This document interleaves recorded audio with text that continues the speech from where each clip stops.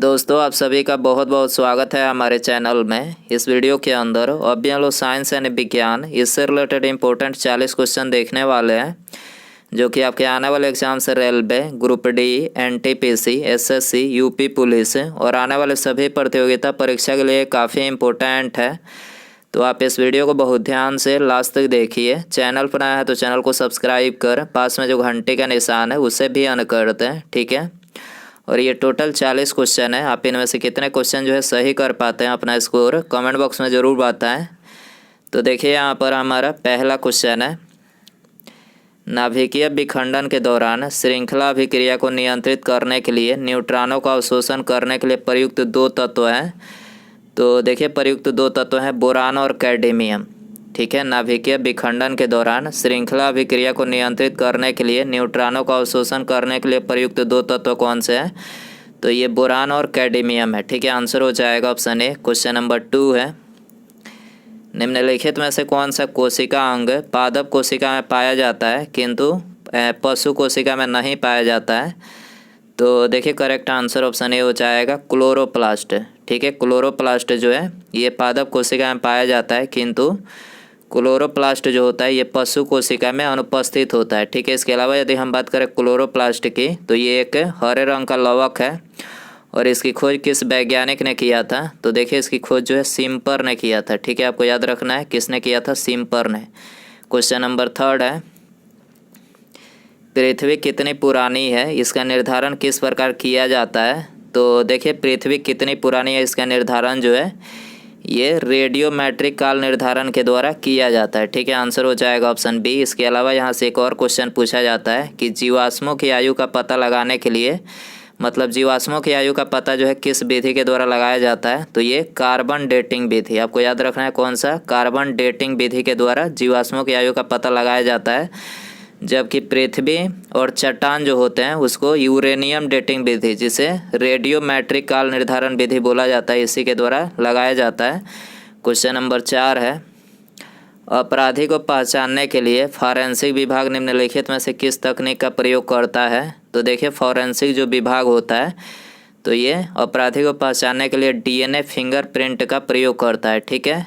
और यह तकनीक जो है, जो डीएनए फिंगरप्रिंट है, यह तकनीक वर्ष 1984 में ब्रिटिश जेनेटिस्ट एलेक जेफरीज एवं उनके सहयोगी द्वारा विकसित किया गया था, ठीक है। और इसके द्वारा जो है जैविक माता पिता की पहचान भी संभव है, ठीक है। आपको याद रखना है। क्वेश्चन नंबर 5 है, सबसे पहले डीएनए को अलग किसने किया था? तो सबसे पहले डीएनए को अलग जो है ये फ्रेडरिक मिएंचर ने किया था, ठीक है। आंसर हो जाएगा ऑप्शन ए। क्वेश्चन नंबर 6 है, निम्नलिखित में से किसका प्रयोग नोदक या रॉकेट ईंधन के रूप में किया जा सकता है? तो देखिए करेक्ट आंसर ऑप्शन डी हो जाएगा द्रव हाइड्रोजन प्लस द्रव ऑक्सीजन, ठीक है। द्रव हाइड्रोजन प्लस द्रव ऑक्सीजन का जो प्रयोग किया जाता है नोदक या रॉकेट ईंधन के रूप में किया जाता है, ठीक है। आंसर हो जाएगा डी। क्वेश्चन नंबर 7 है, शरीर में लगी चोट की मरम्मत के लिए किस प्रकार के सेल विभाजन का प्रयोग किया जाता है? शरीर में लगी चोट की मरम्मत के लिए किस प्रकार के सेल विभाजन का प्रयोग किया जाता है? तो ये किया जाता है केवल समसूत्रण विभाजन का प्रयोग, ठीक है। समसूत्रण या समसूत्री विभाजन कायिक कोशिकाओं में होता है। यह शरीर में लगी चोट की मरम्मत व शारीरिक वृद्धि के लिए जो है उत्तरदायी होता है, ठीक है। आपको याद रखना है। क्वेश्चन नंबर 8 है, मानवीय विकास के संबंध में हाल ही में खोज की गई कड़ी कौन सी जीवाश्म की खोज है? मानवीय विकास के संबंध में हाल ही में खोज की गई कड़ी कौन से जीवाश्म की खोज है? तो ये है होमो नलेडी, ठीक है। होमो नलेडी जीवाश्म की खोज है। आंसर हो जाएगा ऑप्शन बी। क्वेश्चन नंबर 9 है, जैव आवर्धन या जैव संचय का कारण क्या है? तो देखिए इसका जो कारण है वो है आर्गेनोक्लोरीन, ठीक है। आर्गेनोक्लोरीन है। आंसर हो जाएगा बी। क्वेश्चन नंबर 10 है, वह तत्व जो प्रकृति में नहीं होता लेकिन कृत्रिम रूप से उत्पन्न किया जा सकता है क्या है? तो प्रकृति में जो है प्लूटोनियम नहीं होता है, ठीक है, लेकिन कृत्रिम रूप से जो है इसे उत्पन्न किया जाता है। आंसर हो जाएगा सी। क्वेश्चन नंबर 11 है, पेट की परत में कुछ ग्रंथियों की कोशिकाओं से कौन सा एसिड स्रावित होता है? पेट की परत में कुछ ग्रंथियों की कोशिकाओं से कौन सा एसिड स्रावित होता है? तो ये स्रावित होता है हाइड्रोक्लोरिक एसिड, जिसे HCl बोला जाता है। ठीक है, आंसर हो जाएगा ऑप्शन ए। क्वेश्चन नंबर 12 है, आनुवांशिकता के नियम किसने प्रस्तावित किए थे? आनुवांशिकता के नियम किसने प्रस्तावित किए थे? तो ग्रेगर मेंडल ने प्रस्तावित किए थे। सी करेक्ट हो जाएगा। इन्हें जो है मतलब ग्रेगर मेंडल को जो है इन्हें आनुवांशिकी का पिता भी कहा जाता है। ठीक है, क्वेश्चन नंबर 13 है, आमतौर पर बाणांधता यानी कॉलर ब्लाइंडनेस क्या है? बाणांधता यानी कॉलर ब्लाइंडनेस क्या है? तो ये है एक आनुवांशिक प्रकृति। ठीक है, आंसर हो जाएगा ऑप्शन ए। देखिए बाणांधता जो होता है, बाणांधता मतलब कॉलर ब्लाइंडनेस वाले जो व्यक्ति होते हैं उनको जो है लाल व हरा रंग में जो है भेद नहीं कर पाते हैं। ठीक है, लाल और हरा रंग जो होता है उसमें ये भेद नहीं कर पाते हैं कॉलर ब्लाइंडनेस वाले जो व्यक्ति होते हैं। ठीक है, और ये आनुवांशिकी प्रकृति है, जेनेटिक्स। क्वेश्चन नंबर 14 है, विकास का सिद्धांत किसके द्वारा प्रस्तावित किया गया था? विकास का सिद्धांत किसके द्वारा प्रस्तावित किया गया था? तो चार्ल्स डार्विन के द्वारा। ठीक है, आंसर हो जाएगा ये। क्वेश्चन नंबर 15 है, जीवन की मूलभूत इकाई क्या है? तो देखिए जीवन की मूलभूत इकाई है कोशिका। ठीक है, आंसर हो जाएगा ये। क्वेश्चन नंबर 16 है, बारूद बनाने के लिए निम्नलिखित में से किसका उपयोग होता है? देखिए सारे ही क्वेश्चन जो है इम्पोर्टेंट है, तो इसलिए आप इस वीडियो को एंड तक देखिए। ठीक है, और वीडियो यदि पसंद आ रहा है तो प्लीज़ वीडियो को लाइक ज़रूर करें ईमानदारी से। ठीक है, काफ़ी मेहनत से क्वेश्चन कलेक्ट किया जाता है, तो वीडियो को प्लीज़ मतलब लाइक ज़रूर करें, और चैनल पर नया है तो चैनल को सब्सक्राइब करके बेल आइकन जरूर सेंड कर दें। तो बारूद बनाने के लिए किसका उपयोग होता है? तो नाइट्रोग्लिसरॉल का। ठीक है, नाइट्रोग्लिसरॉल का उपयोग होता है। ठीक है, आंसर हो जाएगा सी। क्वेश्चन नंबर 17 है, आनुवांशिक अभियांत्रिकी का दूसरा नाम क्या है? तो देखिए इसका जो दूसरा नाम है वो है पुनः संयोजन DNA प्रौद्योगिकी। ठीक है, पुनः संयोजक DNA प्रौद्योगिकी जो है आनुवांशिक अभियांत्रिकी का दूसरा नाम है। सी करेक्ट हो जाएगा। क्वेश्चन नंबर 18 है, निम्नलिखित में से कौन सा नाइट्रोजन फिक्सिंग बैक्टीरिया है? निम्नलिखित में से कौन सा नाइट्रोजन फिक्सिंग बैक्टीरिया है? तो ये है राइजोबियम। ठीक है, आंसर हो जाएगा बी। क्वेश्चन नंबर 19 है, किस हार्मोन की कमी से मनुष्य में बौनापन होता है? तो देखिए मनुष्य में जो बौनापन होता है तो होता है STH हार्मोन। ठीक है, STH हार्मोन की कमी से मनुष्य में बौनापन होता है। आंसर हो जाएगा ऑप्शन ए। ये हड्डियों के लिए जो ये हार्मोन होता है, ये हड्डियों की वृद्धि के लिए काफ़ी ज़्यादा मतलब महत्वपूर्ण होता है। ठीक है, हड्डियों और शरीर की वृद्धि के लिए जो है STH हार्मोन ज़रूरी होता है। ठीक है, जब दूध खट्टा हो जाता है तो डैश का उत्पादन होता है, तो दूध खट्टा होता है तो लैक्टिक एसिड का उत्पादन होता है। ठीक है, आंसर हो जाएगा बी। दूध को दही में बदलने के लिए किस बैक्टीरियम का प्रयोग किया जाता है? तो दही में बदलने के लिए दूध को लैक्टोबैसिलस बैक्टीरियम का प्रयोग किया जाता है। सी करेक्ट हो जाएगा। निम्नलिखित में से कौन सा जानवरों का एक तीव्र वायरस रोग है जो मनुष्यों में एक संक्रमित जानवर के काटने से फैलता है?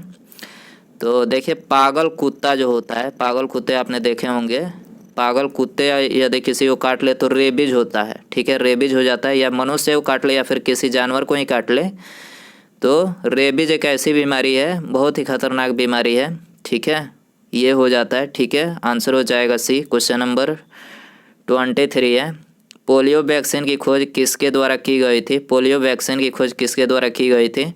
तो ये जोनास साल के द्वारा की गई थी। आंसर हो जाएगा सी। क्वेश्चन नंबर 24 है, ओरल पोलियो वैक्सीन डैश के द्वारा विकसित की गई थी? ओरल पोलियो वैक्सीन डैश के द्वारा विकसित की गई थी? तो ये अल्बर्ट साबिन के द्वारा विकसित की गई थी। सी करेक्ट हो जाएगा।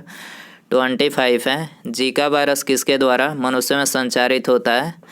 तो देखिए जीका वायरस जो है ये मच्छर के द्वारा जो है मनुष्य में मतलब संचारित होता है। बी करेक्ट हो जाएगा। पीला बुखार यानी पित्त ज्वर मुख्य रूप से इंसानों के बीच किससे फैलता है? तो मुख्य रूप से इंसानों के बीच जो है मादा मच्छर के काटने से फैलता है। ठीक है, आंसर हो जाएगा ये। 27 है, चेचक के लिए टीका किसने प्रदान किया था? चेचक के लिए टीका किसने प्रदान किया था? एडवर्ड जेनर ने। ठीक है, आंसर हो जाएगा ये। कौन सी बीमारी दिल से संबंधित नहीं है? तो डिप्थीरिया। ठीक है, डिप्थीरिया जो है ये दिल से संबंधित नहीं है। सी करेक्ट हो जाएगा। क्वेश्चन नंबर 29 है, डैश एक जीवाणु संबंधी रोग है। तो देखिए उपदंश, ठीक है, उपदंश जो है ये जीवाणु संबंधित रोग नहीं रोग है, ठीक है, जीवाणु संबंधित उपदंश। आंसर हो जाएगा बी। क्वेश्चन नंबर 30 है, मानव में बैक्टीरिया के संक्रमण का सबसे आम इलाज क्या है? बैक्टीरिया के संक्रमण का सबसे आम इलाज क्या है मानव में? तो एंटीबायोटिक है। आपको याद रखना है क्या है एंटीबायोटिक। आंसर हो जाएगा सी। क्वेश्चन नंबर 31 है, निम्नलिखित में से कौन सा तीव्र जठरांत्र संबंधित संक्रमण पैदा करने वाला एक जल जनित रोग है? निम्नलिखित में से कौन सा तीव्र जठरांत्र संबंधी संक्रमण पैदा करने वाला एक जल जनित रोग है? तो कौन सा है? तो ये है हैजा, ठीक है। आंसर हो जाएगा ऑप्शन ए। क्वेश्चन नंबर 32 है, ट्यूबरकुलोसिस के विरुद्ध मुख्यतः कौन सी वैक्सीन का प्रयोग किया जाता है? तो BCG का, ठीक है, BCG का प्रयोग जो है ट्यूबरकुलोसिस के विरुद्ध में मतलब किया जाता है। आंसर हो जाएगा ये। 33 है, DPT वैक्सीन में P किसे संदर्भित करता है? तो P देखिए DPT का फुल फॉर्म आपको बता देते हैं, डिप्थीरिया पर्टूसस टिटनेस, ठीक है, डिप्थीरिया पर्टूसिस टिटनेस, ठीक है। तो यहाँ पर पर्टूसिस हो जाएगा, P का अर्थ है, P जो है का मतलब पर्टूसिस, ठीक है। रोगों को फैलाने वाले कीड़ों को क्या कहा जाता है? रोगों को फैलाने वाले कीड़ों को क्या कहा जाता है? तो देखिए इसको बोला जाता है वेक्टर, ठीक है, क्या बोला जाता है? वेक्टर। याद रखना है आपको बी। क्वेश्चन नंबर 35 है, मेलियोडिस क्या है? मेलियोडिसिस क्या है? मेलियोडोसिस क्या है? तो ये है संक्रामक रोग, ठीक है। आंसर हो जाएगा सी। क्वेश्चन नंबर 36 है, पौधों की पत्तियों से पानी के वाष्पीकरण को क्या कहते हैं?